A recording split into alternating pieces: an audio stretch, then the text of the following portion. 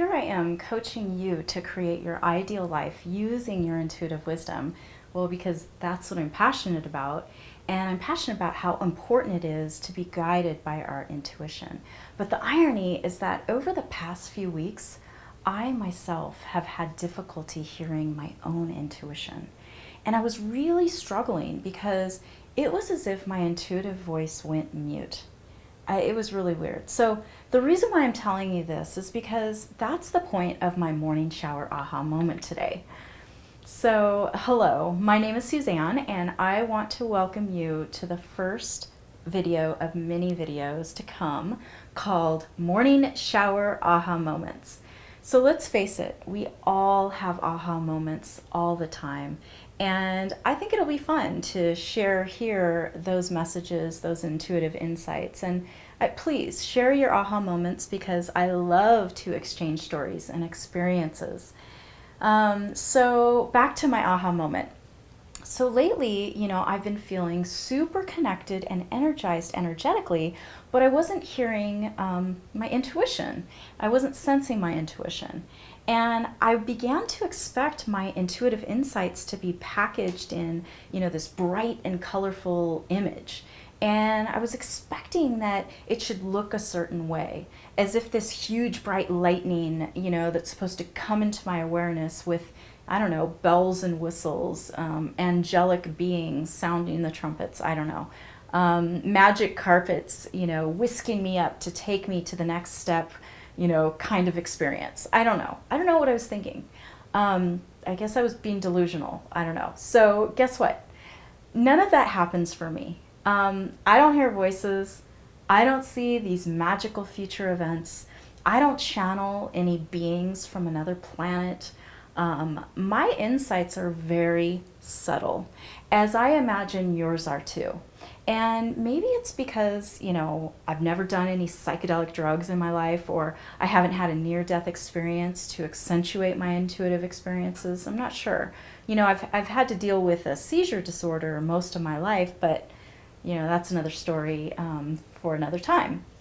But what I want to share as my aha moment with you today is how normal I am and how normal you are to not get those paranormal experiences. And yes, you and I are both highly intuitive, even if those experiences aren't packaged in a colorful way and come in a more subtle way. Like most of us do get intuitive insights in a subtle way. And if you are somebody who has had extraordinary intuitive experiences, I would love for you to share those experiences with me because I'm always interested in all the ways that consciousness experiences itself through us.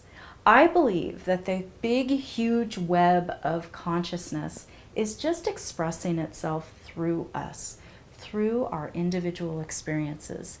And that is the source of our intuitive insights.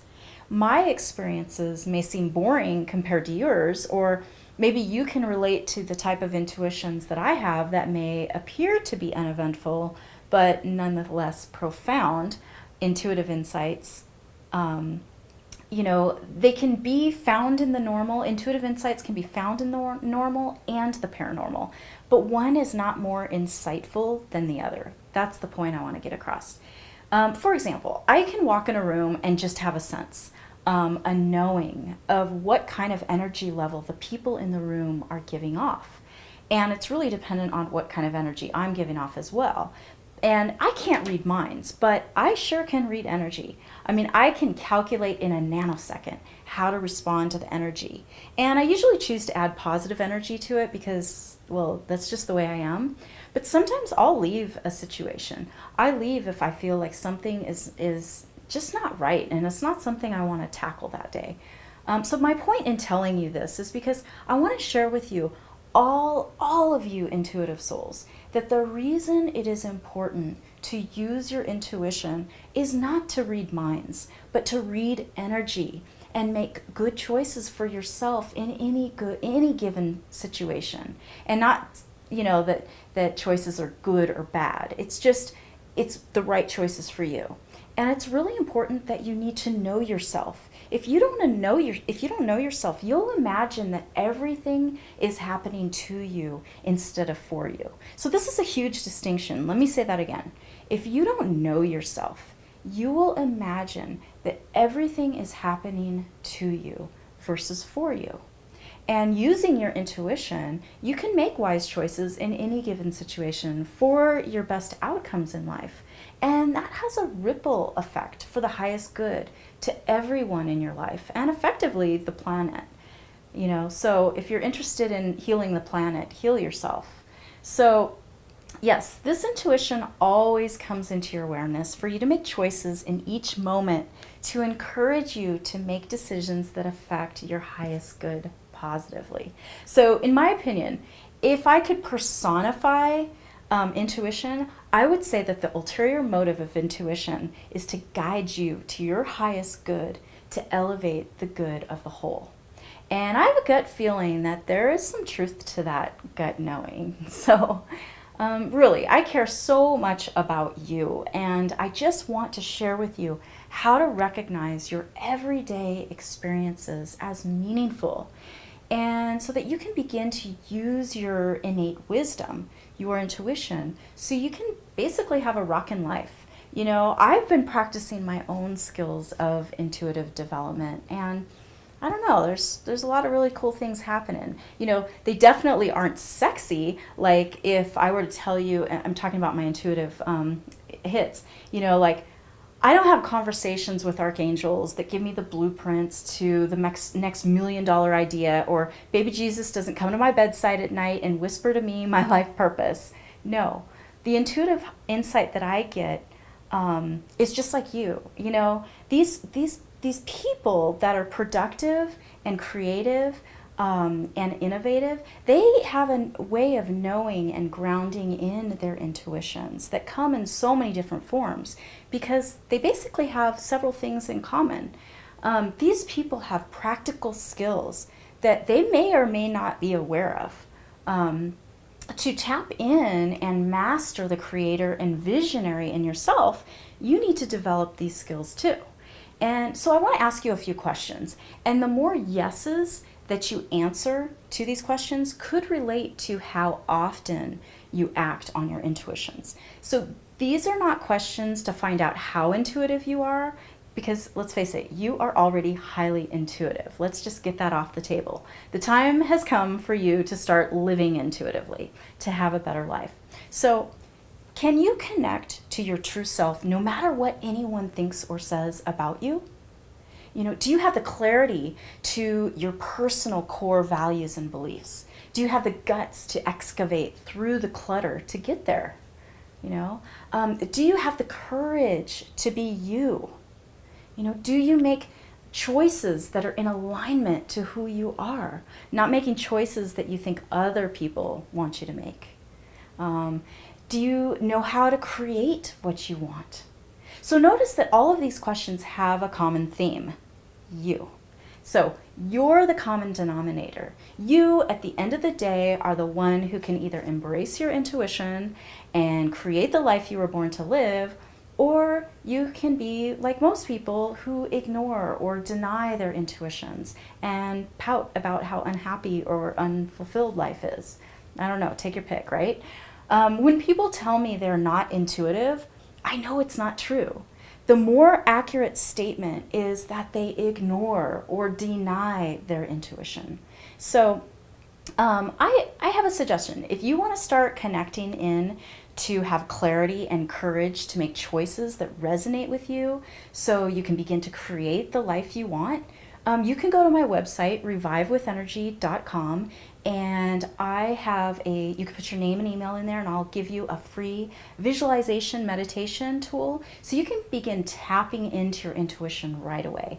And it's my free gift to you. So I have a personal situation that comes up for me quite regularly.